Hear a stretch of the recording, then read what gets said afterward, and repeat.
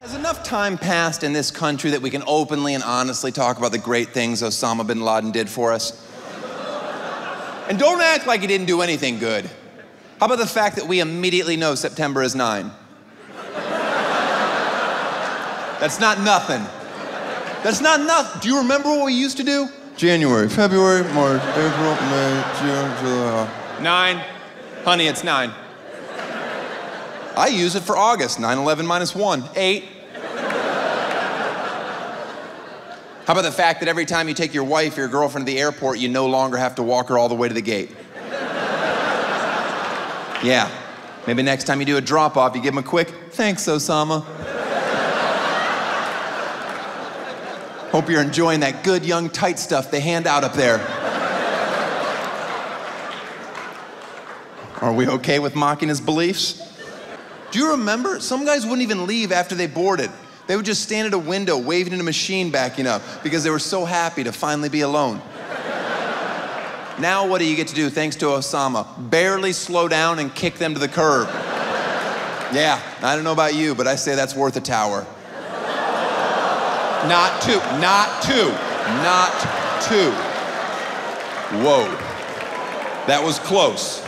No, rightfully so. I fucking thought he meant both of them. He didn't, he only meant one, he cleared it up. Which one? Does it matter? To my uncle. There you go, now everyone's offended. Am I the only person that hopes David Beckham has sex with Brad Pitt? I don't know who's in charge of casting in Hollywood, but make it happen before one of them's out of their prime. Can you imagine those two men together making love? Oh. If there's a man in here that's junk, doesn't wiggle just a little bit at the thought of those two men together, this has nothing to do with your homophobic sexual preference. At that level, it's art, you monkey, okay? You should be honored that you share the same restroom with those Greek gods. Can you imagine if they had a child? Oh. Was that Simba? What the fuck, was that Simba? That's the Beckham Pitt kid? That's Pitt cum? The most beautiful child the world has ever seen?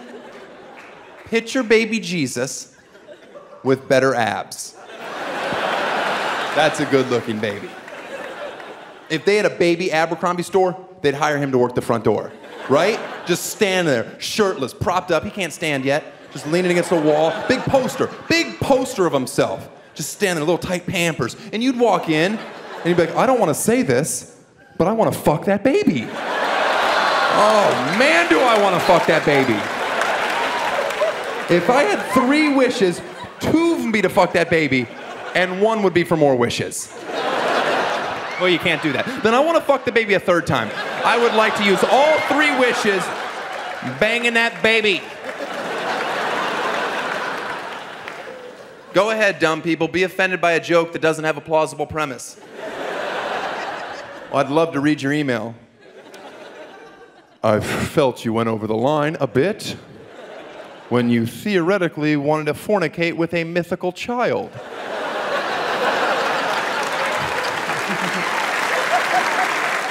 This is a tough joke to do as a white comedian, but here goes.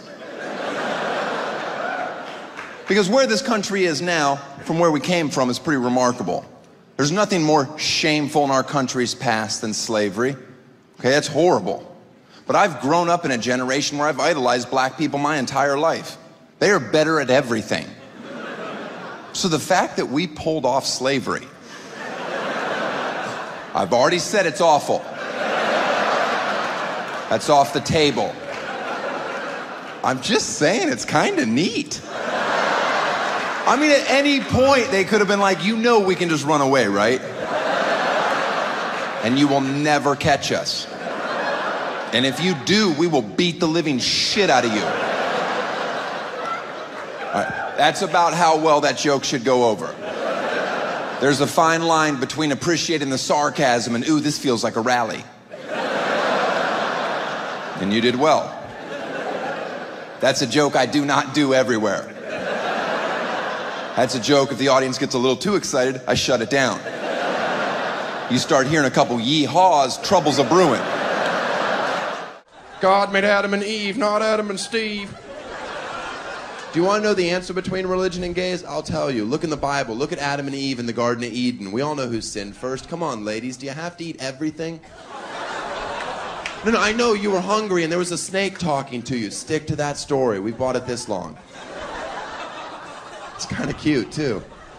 Now God has to punish us for all mankind. What was women's punishment? Do you know? Painful childbirth, menstrual cycles. Man's punishment? We have to deal with women. That's why I get upset when people say God hates gays. God doesn't hate gay people. He's just mad because they found a loophole in the system. Wouldn't that upset you? You come up with a great punishment and then they're like, you know what? We're just gonna bang each other. It's gotta be easier than all that. Hey, where are you going? When are you coming home? Listen, listen, listen. If I lost a leg, would you still love me? What? No. A leg? Are you like from the knee down? No, I don't care. No. You lose half a fingernail, I'll break up with you. There's no depth to my shallowness.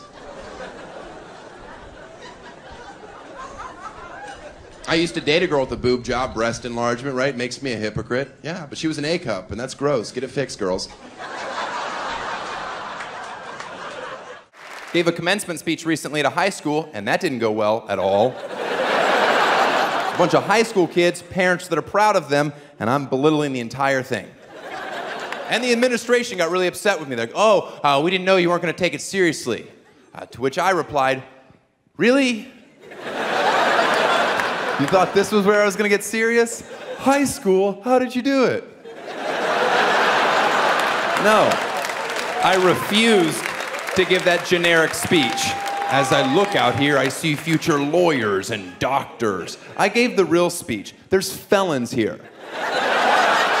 Some of you will die in a DUI accident tonight. Oh, I'm sorry. Explain to me why a dose of reality before community college is a bad thing. Because I certainly don't need to pander to the 1%. They don't need my little pep rally. They're gonna be just fine. Nobody's been a pile of shit their entire life and then turned it around because of the commencement address.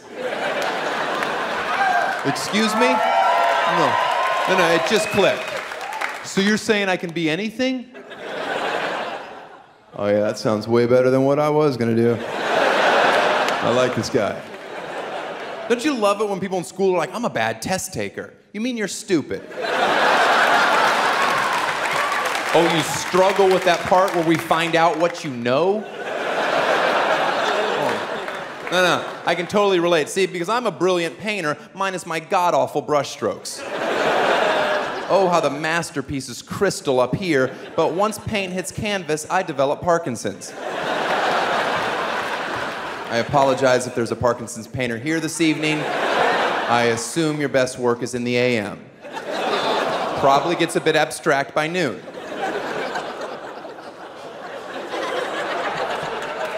Hang in there, it gets worse.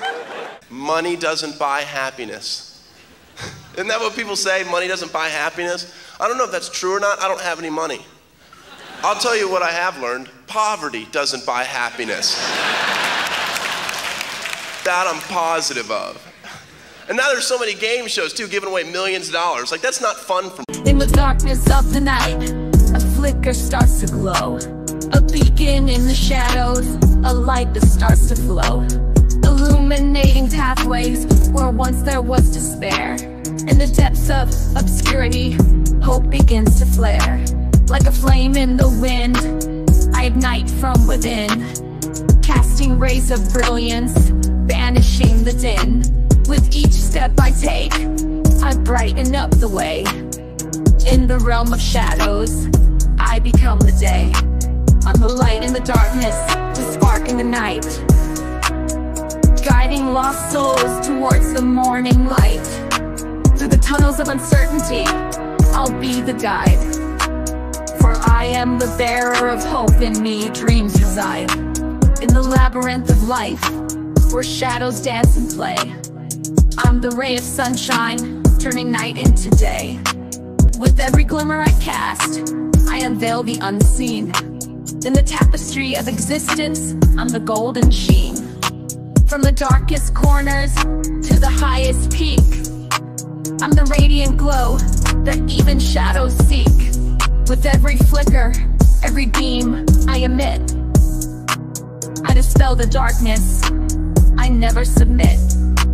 I'm the light in the darkness, the spark in the night, guiding lost souls towards the morning light. Through the tunnels of uncertainty, I'll be the guide. For I am the bearer of hope, in me dreams reside. In the symphony of life, I'm the crescendo's rise. In the canvas of the universe, I paint the skies. So let the darkness tremble, let the shadows flee. For in the heart of radiance, I'll always be. I'm the light in the darkness, the spark in the night, guiding lost souls towards the morning light. I don't ever want to watch TV and watch somebody win $1 million. I'd like a game show with millionaires on it. Yeah, and they have to play with their own money. And they can't win money, they can only lose till one of them goes completely broke. And the show's called Ha Ha, Now You're Poor.